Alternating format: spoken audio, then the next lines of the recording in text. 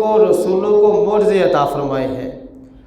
کسی کو ایک معجزہ عطا فرمایا، کسی کو 2 معجزے عطا فرمائے، کسی نبی رسول کو 6 معجزے عطا فرما دیے، کسی کو 9 عطا فرما دیے، لیکن ہمارے پیارے آقا صلی اللہ علیہ وسلم کو اللہ پاک نے سراپا معجزہ بنا کر بھیجا ہے۔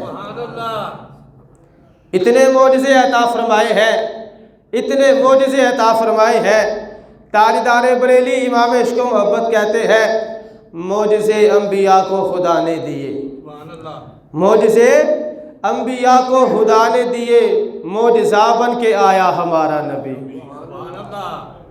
معجزہ بن کے آیا ہمارا نبی۔ بے شمار اللہ پاک نے رسول اللہ صلی اللہ علیہ وسلم کو معجزے عطا فرمائے ہیں۔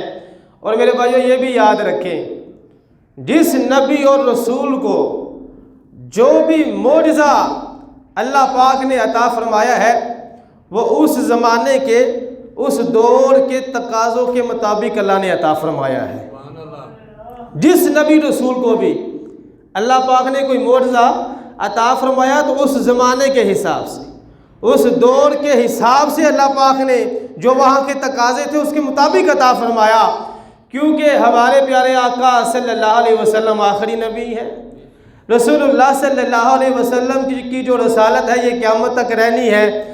اس لیے میرے بھائیو اللہ پاک نے نبی پاک صلی اللہ علیہ وسلم کو جو معجزات عطا فرمائے ہیں وہ ایسے معجزے ہیں کہ قیامت تک سرکار کی رسالت کے لیے وہ معجزے کافی ہیں۔ سبحان اللہ۔ ایسے معجزات عطا فرمائے ہیں، ایسی شانیں اللہ پاک نے رسول اللہ صلی اللہ علیہ وسلم کو عطا فرمائی ہے۔ معجزے تو بہت ہیں سرکار کے، معجزے تو بہت ہیں، لیکن سب سے بڑا معجزہ جو اللہ پاک نے اپنے محبوب کو عطا فرمایا وہ قرآن مجید ہے۔ سبحان اللہ۔ قرآن مجید یہ سب سے بڑا معجزہ ہے، یہ ایسا معجزہ ہے، ایسا پیارا یہ تحفہ ہے اللہ پاک کی طرف سے جو اللہ پاک نے اپنے محبوب کو عطا فرمایا ہے۔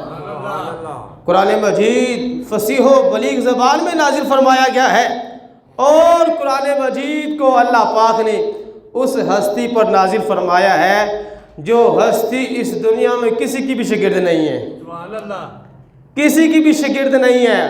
ایسی ہستی کو اللہ پاک نے قرآن مجید کا یہ معجزہ عطا فرمایا ہے۔ میرے بھائیوں قرآن مجید نے خود چیلنج کیا ہے کافروں کو، قرآن مجید نے خود چیلنج کیا ہے کافروں کو، تم اگر قرآن کی طرح 10 صورتیں لا سکتے ہو تو لے آؤ۔ پھر ایک جگہ میں فرمایا چلو 10 صورتیں نہیں لا سکتے قرآن کی طرح، ایک صورت ہی لے آؤ، کافروں سارے مل کر ایک صورت ہی لے آؤ۔ اچھا اگر ایک صورت بھی نہیں لا سکتے قرآن کی طرح، قرآن کا یہ چیلنج آج بھی قرآن میں موجود ہے، پھر یہ چیلنج ہوا ایک صورت بھی نہیں نہ لا سکتے، اور کافروں تم بھی اور تمہارے خدا بھی سارے مل جاؤ، مل کر زور لگاؤ، قرآن کی آیتوں جیسی کہ آیت ہی لے آؤ۔ قرآن کی آیتوں جیسی ایک آیت ہی لے آؤ، بدلے گا زمانہ لاکھ مگر قرآن نہ بدلا جائے گا، بدلے گا زمانہ لاکھ مگر ہر بندہ بدل جاتا ہے، زمانہ بدل جاتا ہے، ہر بندہ رنگ بدل دیتا ہے، پہلے کچھ اور ہوتا ہے بعد میں کچھ اور ہوتا ہے۔ شاعر کہتا ہے بدلے گا زمانہ لاکھ مگر قرآن نہ بدلا جائے گا، ہے قول نبی قول خدا فرمان نہ بدلا جائے گا۔ قرآن نے چیلنج کیا کافروں کو، پہلے 10 صورتوں کا چیلنج ہوا، کافر نہیں لا سکے، پھر ایک صورت کا چیلنج ہوا، کافر ایک صورت بھی قرآن جیسی نہ لا سکے۔ میرے بھائیو قرآن کیسی عظمت و شان والی کتاب ہے، پھر ایک آیت کا چیلنج ہوا وہ بھی نہیں لا سکے، قرآن نے پھر یہ بھی کہہ دیا تم اب بھی نہیں لا سکتے، تم قیامت تک نہیں لا سکتے۔ سبحان اللہ۔ قرآن ایک ایسی عظیم الشان کتاب ہے میرے بھائیوں جو اللہ پاک نے ہمارے پیارے آقا صلی اللہ علیہ وسلم کو عطا فرمائی ہے، سرکار کو عطا فرمائی ہے۔ پچھلے ہفتے میں یورپ کے شمالی یورپ میں چھوٹا سا ایک شہر ہے سویڈن، وہاں پر کچھ لوگوں نے ترکی سفارت خانے کے سامنے معاذ اللہ ثم معاذ اللہ انہوں نے قرآن پاک کو جلایا ہے۔ ترکی کے سفارت خانے کے سامنے سویڈن میں انہوں نے وہاں پر قرآن پاک کو جلایا ہے، جس کی وجہ سے میرے بھائیوں مسلمانوں کے دل اضطراب میں ہے، مسلمانوں کے دل دکھی ہے، مسلمان پریشان ہے، اور پوری امت مسلمہ اس کام کی مذمت کر رہی ہے، اور یہ کام ہے بھی مذمت والا۔ جتنی بھی مذمت کی جائے ان لوگوں کی میرے بھائیوں یہ کم ہے کہ جنہوں نے اتنی عظیم الشان کتاب کو جلایا ہے صرف مسلمانوں کو ستانے کے لیے، مسلمانوں کو تکلیف پہنچانے کے لیے، مسلمانوں کو دکھ دینے کے لیے۔ امت مسلمہ اس وقت دکھی ہے، اور ساری امت مسلمہ اس وقت یہ مطالبہ کر رہی ہے کہ ان ظالموں کو سخت سے سخت سزا دی جائے جنہوں نے اس کتاب کو جلایا ہے، جو کتاب ساری کتابوں سے افضل ہے۔ تورات بھی آئی ہے، زبور بھی آئی ہے، انجیل بھی آئی ہے، سب رب کے کلام ہے، لیکن قرآن مجید کو اللہ نے بڑی شان عطا فرمائی ہے، سب سے افضل و اعلیٰ کتاب ہے۔ وجہ کیا ہے؟ اس لیے کہ جس پر نازل ہوئی ہے وہ سب سے افضل و اعلیٰ ہے، سب سے اولیٰ و اعلیٰ ہمارا نبی، سب سے بالا و اعلیٰ خلق سے اولیاء، اولیاء سے رسول، سب رسولوں سے اعلیٰ۔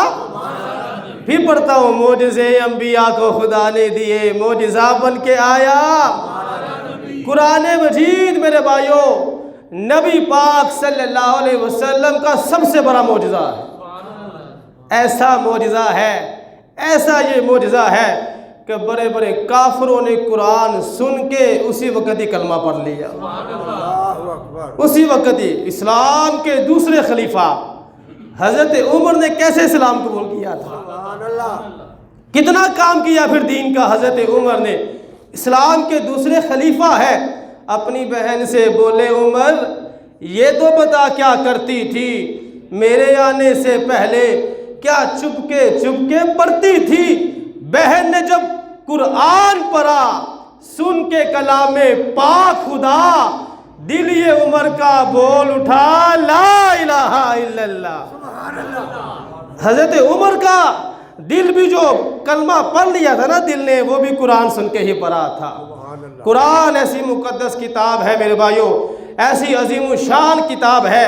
اور یہ بات یاد رکھیں، جب قرآن نے ان کو چیلنج کیا 10 صورتیں لے آؤ، 10 صورتیں نہ لا سکے، 1 صورت لے آؤ، 1 صورت بھی نہ لا سکے، 1 آیت لے آؤ، 1 آیت بھی نہ لا سکے۔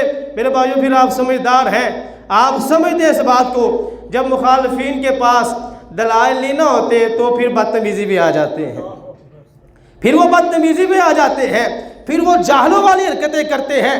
اس وقت کے کافروں نے بھی یہی کام کیے، قرآن کی توہین کرنا شروع کر دی، صاحب قرآن کی توہین کرنا شروع کر دی، انہوں نے بھی یہ کام کرنا شروع کر دی۔ کیوں؟ ان کے پاس دلیل ہی کوئی نہیں تھی، ان کے پاس کوئی ثبوت ہی نہیں تھا۔ اب وہ اپنی ہٹ درمی کی وجہ سے، ضد کی وجہ سے انہوں نے یہ کام شروع کر دیے، یہاں تک کہ ایک موقع پر ایسا ہوا یہودیوں نے آپس میں پلان بنایا۔ سنیے ذرا کیسا پلان تھا۔ پھر اللہ پاک نے قرآن نازل فرما کر ان کے سارے منصوبوں کو کیسے ناکام بنا دیا۔ پلان سنیں، ان کا منصوبہ پتہ کیا تھا؟ یہودی آپس میں بیٹھ کے مشورہ کرنے کے بعد کہتے ہیں کچھ لوگوں کو ہم بھیجتے ہیں جا کے مسلمان ہو جائیں، مسلمان ہو جائیں صبح کے وقت، شام کے وقت پھر دوبارہ کافر ہو جائیں، اور باقی مسلمانوں کے ذہن کو خراب کریں، ان کو کہیں جی جس نبی کا ذکر ہماری کتابوں میں موجود ہے یہ وہ نبی نہیں ہے۔ ان کا منصوبہ دیکھیں یہودیوں کا، سرکار کے زمانے میں کچھ بندوں کو تیار کیا، جاؤ جا کے مسلمان ہو جاؤ، مسلمان صبح کے وقت ہونا ہے، رات کے وقت دوبارہ کافر ہو جانا، اور وہاں جو مسلمان ہیں ان کو یہ کہنا کہ ہماری کتابوں میں جس نبی کا ذکر تھا یہ وہ نبی نہیں ہے۔ کتنا خطرناک یہ منصوبہ تھا میرے بھائیوں، اگر یہ کامیاب ہو جاتا تو اس کا رزلٹ اور نتیجہ کتنا برا نکلنا تھا۔ ادھر انہوں نے یہ منصوبہ بنایا ادھر اللہ پاک نے قرآن کو نازل فرما دیا۔ قرآن مجید میں اللہ پاک نے ارشاد فرمایا سورہ آل عمران میں وَقَالَتْ طَائِفَةٌ مِّنْ أَهْلِ الْكِتَابِ آمِنُوا بِالَّذِي أُنزِلَ عَلَى الَّذِينَ آمَنُوا وَجْهَ النَّهَارِ وَاكْفُرُوا آخِرَهُ لَعَلَّهُمْ يَرْجِعُونَ۔ اللہ پاک نے ارشاد فرمایا اے میرے سونے پیارے محبوب صلی اللہ علیہ وسلم، یہودیوں کا اہل کتاب کا ایک گروہ یہ کہتا ہے کہ صبح کے وقت مسلمان ہو جانا، شام کے وقت پھر کافر ہو جانا، تاکہ انہیں دیکھ کے یہ والے مسلمان پھسل جائیں۔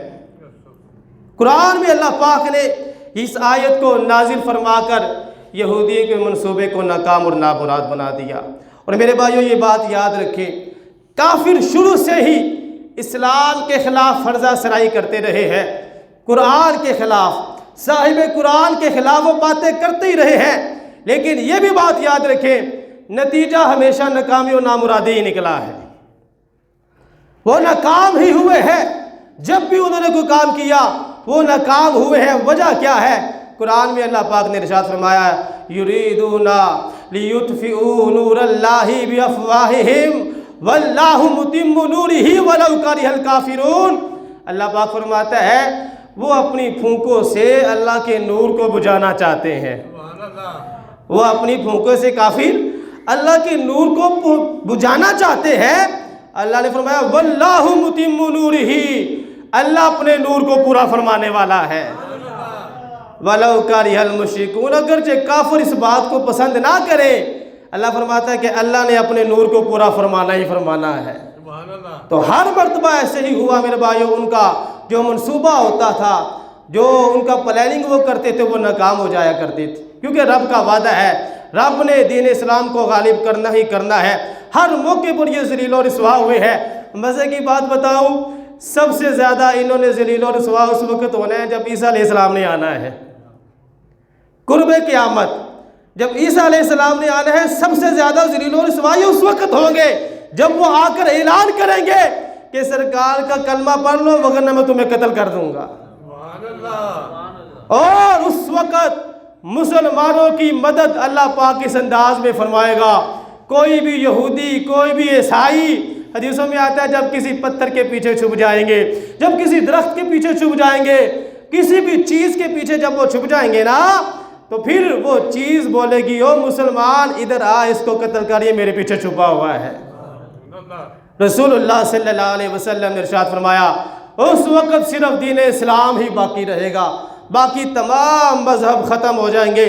45 سال حضرت عیسیٰ علیہ السلام اس دنیا میں رہیں گے، قرب قیامت جب تشریف لائیں گے، اور 45 سال رہنے کے بعد حضرت عیسیٰ علیہ السلام کام کیا کریں گے؟ دین اسلام کے جھنڈے کو بلند فرمائیں گے، رسول اللہ صلی اللہ علیہ وسلم کی شریعت کو نافذ فرمائیں گے۔ حضرت عیسیٰ علیہ السلام، میرے بھائیوں میں کہتا ہوں اس وقت جو ذلت و رسوائی ان کی ہوگی نا، وہ دیکھنے والی ہوگی۔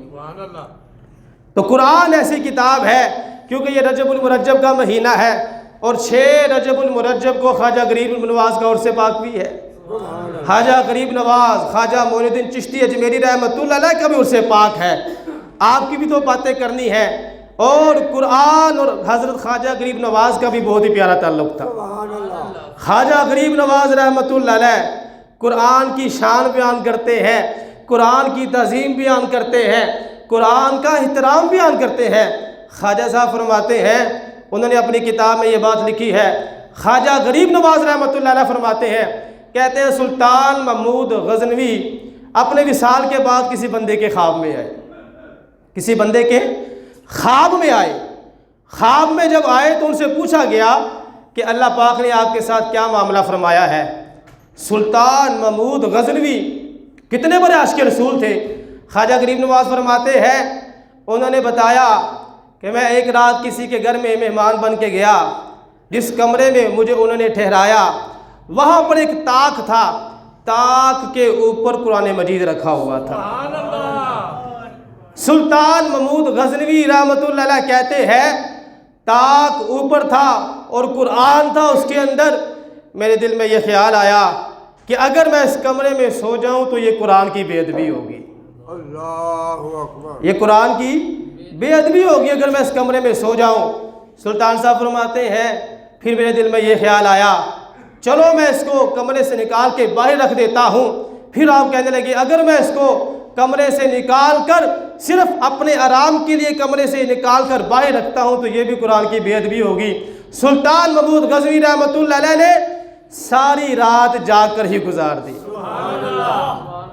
قرآن کے ادب میں، قرآن کے احترام میں، قرآن کی تعظیم کرتے ہوئے ساری رات سلطان محمود غزنوی نے رات جاگ کے گزار دی۔ خواب میں آ کر بتا رہے ہیں اللہ کو میری یہ نیکی پسند آ گئی ہے، اللہ نے مجھے بخش دیا ہے۔ سبحان اللہ۔ قرآن کی تعظیم کی برکت دیکھیں میرے بھائیوں، آج یہ قرآن کی جو گستاخیاں کی جا رہی ہیں، جو قرآن کو جلایا جا رہا ہے، وجہ کیا ہے؟ وہ چاہتے کیا ہیں؟ وہ یہی تو چاہتے ہیں ان کے دلوں سے قرآن کی محبت ختم ہو جائے، ان کے دلوں سے، مسلمانوں کے دلوں سے قرآن کا احترام ختم ہو جائے، قرآن کی تعظیم ختم ہو جائے۔ میرے بھائیوں، ہم نے کیا کرنا ہے؟ ہم نے ان کے اس سارے منصوبے کو ناکام بنانا ہے۔ وہ تو یہ چاہتے ہیں کہ ان کے دلوں سے قرآن کی محبت ختم ہو جائے، صاحب قرآن کا پیار ختم ہو جائے، لیکن ہم نے ایسے ہونے نہیں دینا۔ ہم نے اپنے دلوں میں بھی قرآن کی محبت رکھنی ہے اور اپنے بچے کو قرآن کی محبت کا درس دینا ہے۔ قرآن کی محبت ہم نے اپنی آنے والی نسلوں کو بھی سکھانی ہے، قرآن کا ادب سکھانا ہے، قرآن کا احترام سکھانا ہے۔ میرے بھائیوں، یہ ہماری ڈیوٹی ہے، ہم نے اس ڈیوٹی کو نبھانا ہے۔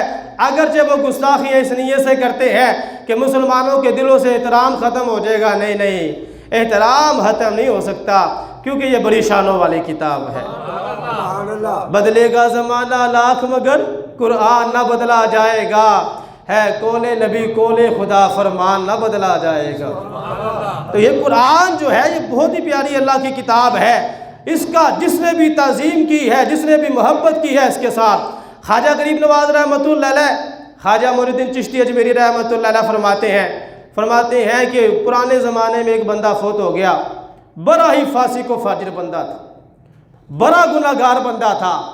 فرماتے ہیں جب وہ فوت ہو گیا نا، فوت ہونے کے بعد اس کو کسی نے خواب میں دیکھا تو وہ جنت کے اندر ٹہل رہا ہے۔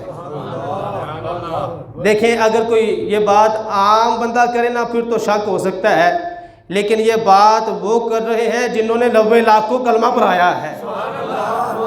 خواجہ غریب نواز، خواجہ اجمیر، جنہوں نے داتا صاحب رحمۃ اللہ علیہ کے قدموں میں بیٹھ کے ڈیرا لگایا تھا، چلہ فرمایا تھا، اور یہاں پر بیٹھ کر جب ان کو فیض ملا پھر انہوں نے یہ فرمایا تھا، گنج بخشے فیض عالم مظہر نور خدا، نام کے سارا پیر کامل کامل آرا۔ خواجہ صاحب فرما رہے ہیں کہ وہ تھا تو بڑا فاسق و فاجر، لیکن مرنے کے بعد جب کسی نے خواب میں دیکھا وہ جنت میں ٹہل رہا ہے، شاہی لباس اس نے پہنا ہوا ہے۔ خواجہ غریب نواز فرماتے ہیں اس سے پوچھا گیا، او بھائی تم تو بڑے فاسق و فاجر تھے، تم کیسے جنت میں پہنچ گئے ہو؟ وہ بندہ کہنے لگا میں بڑا گناہ گار تھا، میں بڑا بد کردار تھا، لیکن میری ایک نیکی تھی، صرف ایک میرے پاس نیکی تھی، وہ نیکی یہ تھی۔ وہ بندہ کہتا ہے کہ جب کبھی بھی میں قرآن کو دیکھتا تو میں ادب سے ہاتھ باندھ کے کھڑا ہو جاتا تھا، بڑے احترام سے میں قرآن کی زیارت کرتا رہتا تھا۔ میرے رب کو میری یہ نیکی پسند آ گئی ہے، اور اتنی پسند آئی ہے، اتنی پسند آئی ہے، میرے رب نے میرے سارے گناہوں کو معاف فرما دیا ہے، اور اللہ نے مجھے جنت عطا فرما دی ہے۔ یہ ہے قرآن کی شان، اور بیان کون کر رہے ہیں؟ خواجہ غریب نواز، خواجہ اجمیر، خواجہ معین الدین چشتی اجمیری رحمۃ اللہ علیہ۔ میرے بھائیوں، وہ قرآن کی گستاخیاں کرتے ہیں، قرآن کو جلاتے ہیں کہ مسلمانوں کی محبت ختم ہو جائے۔ نہیں، ہم نے قرآن سے محبت کرنی ہے، قرآن سے پیار کرنا ہے، اور اپنے بچے کو قرآن پڑھنا سکھانا ہے، بچے کو قرآن پڑھنا سکھانا ہے، قرآن خود بھی پڑھنا ہے، اور اپنے بچے کو قرآن پڑھانا بھی ہے۔ میں کہتا ہوں کتنی ہی پیاری تربیت ہوگی، کتنا ہی حسین انداز ہوگا، ایک گھر والے، باپ بھی بیٹھ جائے، ماں بھی بیٹھ جائے، اولاد بھی بیٹھ جائے، ایک وقت رکھ لیں، سارے مل کر بیٹھ کر اجتماع کی صورت میں قرآن مجید کی تلاوت کر رہے ہیں۔ نیت کر لیں سارے کہ ہم اپنے گھر کا ماحول ایسا بنائیں، وہ قرآن کو جلاتے ہیں، ہم اس کا جواب اس انداز میں دیں گے، ہم اپنے گھر میں قرآن خوانی شروع کریں گے، قرآن پڑھا کریں گے۔ میرے بھائیوں، ایک حرف پڑھو تو اللہ 10 نیکیاں عطا فرما دیتا ہے۔ سرکار نے فرمایا میں یہ نہیں کہتا الف لام میم ایک حرف ہے، سرکار نے فرمایا الف علیحدہ ہے، لام علیحدہ ہے، میم علیحدہ ہے، جو الف لام میم کہہ لے گا اللہ اس کو 30 نیکیاں عطا فرمائے گا۔ تو ہم نے اپنے بچوں کو قرآن کی محبت سکھانی ہے، پہلے خود محبت کرنا پڑے گی۔ ہم نے اپنے بچوں کو قرآن پڑھانا ہے، پہلے خود قرآن پڑھنا پڑے گا۔ ہم اس انداز میں قرآن سے محبت کریں، قرآن کو پڑھیں، قرآن سے پیار کریں کہ ہمارے بچے بھی عاشق قرآن بن جائیں۔ ہم نے اپنے بچوں کو عاشق رسول بھی بنانا ہے اور عاشق قرآن بھی بنانا ہے۔ تو میرے بھائیوں، میں کہتا ہوں ہر گھر کا یہ ماحول ہونا چاہیے، فجر کے بعد، ظہر کے بعد، عصر کے بعد، مغرب کے بعد، عشاء کے بعد، جو بھی آپ کو وقت مناسب لگتا ہے، آدھا گھنٹہ، 10 منٹ، 5 منٹ اپنی پوری فیملی کے ممبران کو آپ کہہ دیں یہ وقت قرآن مجید پڑھنے کا وقت ہے، سبحان اللہ، یہ وقت قرآن مجید پڑھنے کا وقت ہے۔ کسی کی غیر حاضری نہیں ہونی چاہیے، سب نے آنا ہے، مل کر بیٹھ کے ہم نے قرآن مجید کی تلاوت کرنی ہے۔ تو میرے بھائیوں، قرآن سے ہم نے محبت کرنی ہے۔ اچھا، قرآن سے محبت کا ایک تقاضا تو یہ بھی ہے، جب بندہ کسی سے محبت کرتا نا پھر اس کے تقاضے بھی بڑے ہوتے ہیں۔ قرآن سے جب محبت کرنی ہے تو اس کا ایک تقاضا یہ ہے کہ قرآن کو صحیح تلفظ سے پڑھا جائے۔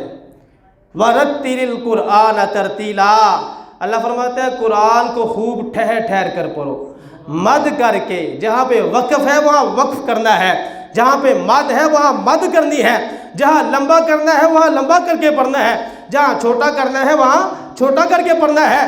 ہمیں ہمارا دین اسلام یہ سبق پڑھاتا ہے، قرآن کو پڑھنا ہے تو صحیح تلفظ کے ساتھ، صحیح تلفظ کے ساتھ۔ میرے بھائیوں، ہمارے معاشرے میں اگر 90% کہوں تو غلط نہیں ہوگا، 90% مسلمان جو ہے وہ قرآن صحیح پڑھتے ہی نہیں ہیں، قرآن صحیح نہیں پڑھتے۔